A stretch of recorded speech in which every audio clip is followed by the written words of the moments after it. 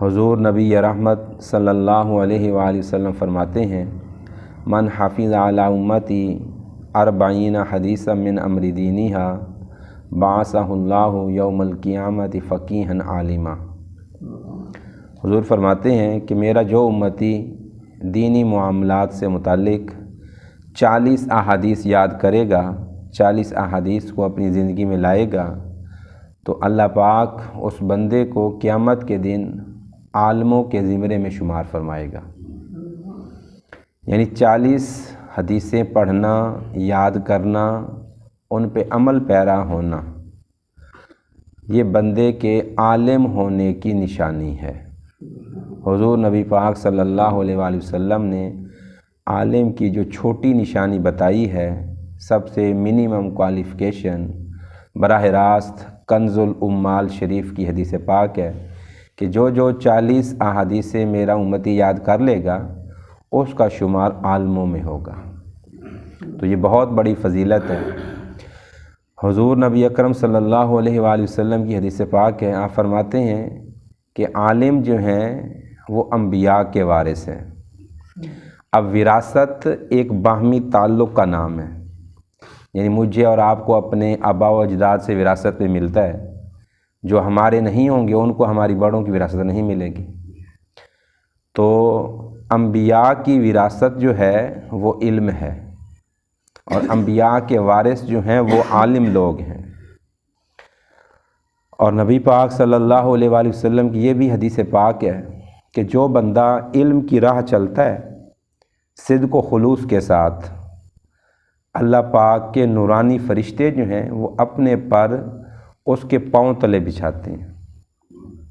کتنے بڑے اعزازات ہیں علم دین سیکھنے پر، علم دین سننے پر، علم دین پڑھنے پر۔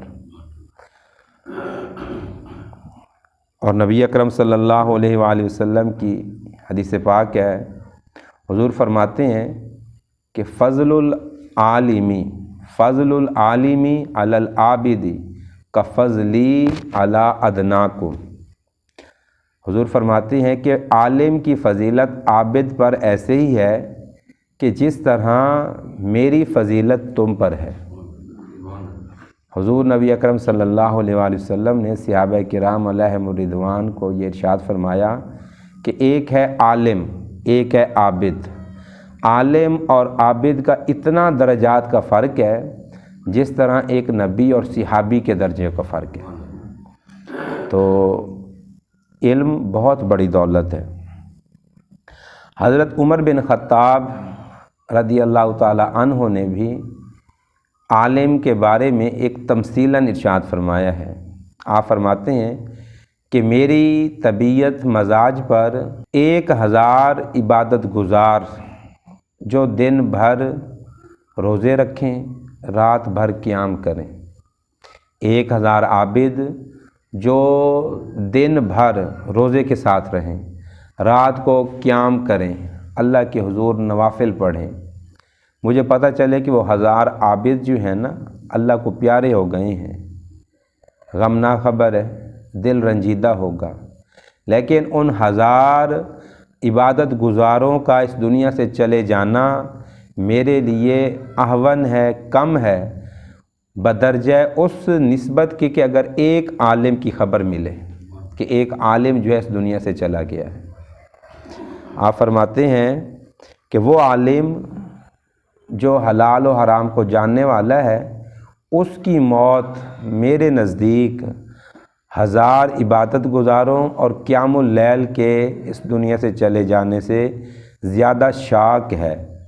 امام زہری ہیں حدیث پاک کے ایک امام، وہ فرماتے ہیں ایک سنت حدیث کا درس دینا 200 سالوں کی نفلی عبادت سے بڑھ کر ہے۔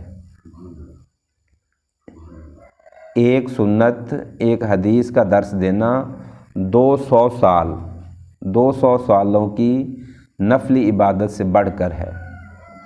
تو سامعین محترم، علم دین پڑھنے کی، سننے کی بہت بڑی فضیلت ہے، برکات ہیں۔ آخر میں حضرت عبداللہ ابن مسعود رضی اللہ تعالی عنہ کی حدیث پاک پڑھتے ہیں۔ آپ فرماتے ہیں نضر اللہ عبدا سمع مقالتی حضرت عبداللہ ابن مسعود فرماتے ہیں کہ رسول پاک صلی اللہ علیہ وسلم نے فرمایا کہ اللہ پاک اس بندے کو خوش رکھے جو میری بات سنے۔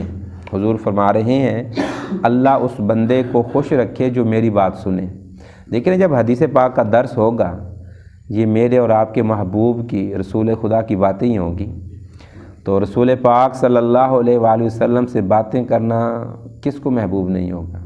جو آپ کا امتی ہے وہ تو آپ کی باتوں پہ جھوم جائے گا، اسے تو لطف آئے گا کہ جو کوئی بندہ اگر اللہ سے باتیں کرنا چاہے تو قرآن پاک پڑھا کرے، اور جو رسول خدا صلی اللہ علیہ وآلہ وسلم سے باتیں کرنا چاہے وہ حدیث پڑھا کرے۔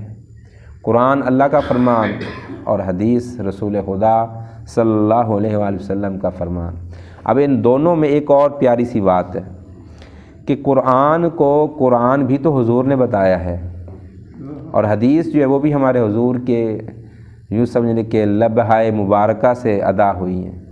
حضور کے ما ینطق عن الہوی ان ہوا الا وحی یوحی والے دہن مبارک سے ادا ہوئی ہیں۔ تو حدیث کے بارے میں بھی حضور نے خبر دی، قرآن کے بارے میں بھی حضور نے ہی خبر دی۔ حضور فرماتے ہیں کہ جو میری بات سنے اور اس کو یاد رکھے اللہ تعالیٰ اس بندے کو خوش رکھے، تر و تازہ رکھے، ووعاہا اور اسے دل میں محفوظ رکھ لے۔ بعض اوقات ایسا ہوتا ہے کہ ہم باتیں پڑھتے ہیں، سنتے ہیں، ان کو من میں جگہ نہیں دیتے۔ حضور فرما رہے ہیں کہ میری بات سنیں، یاد رکھے اور اسے دل کی گہرائیوں میں جگہ دے، وَأَدَّاهَا اور پھر اسے اپنے دوست، بیلی، یار، اپنے جاننے والوں کو وہ ضرورتاً احادیث کی خبر بھی دے۔ فَرُبَّ حَامِلِ فِقْهٍ غَيْرُ فَقِيهٍ راوی بیان فرما رہے ہیں کہ بعض اوقات ایسا ہوتا ہے کہ جس کسی بندے کے پاس دینی مسئلہ ہوتا ہے وہ اس مسئلے کی گہرائیوں تک واقف نہیں ہوتا، یعنی ایک بندے کو حضور کا فرمان ہے وہ یاد ہے لیکن اس فرمان کے جو معنی ہیں ان سے پورا واقف نہیں ہے۔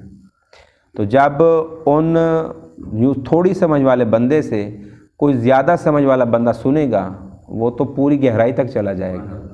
تو اس طرح ایک سلسلہ اور کڑی بن جاتی ہے کہ تھوڑا سمجھنے والا جب زیادہ سمجھنے والے کو بتائے گا نا تو زیادہ سمجھنے والا اس تھوڑے والے سنی ہوئی بات سے بھی زیادہ اخذ کر لے گا۔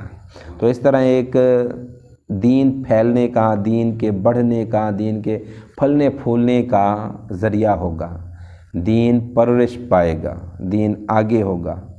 وَرُبَّ حَامِلِ فِقْهٍ إِلَىٰ مَنْ هُوَ أَفْقَهُ مِنْهُ اور بعض فقیہ اپنے سے بڑے فقیہ تک لے جاتے ہیں۔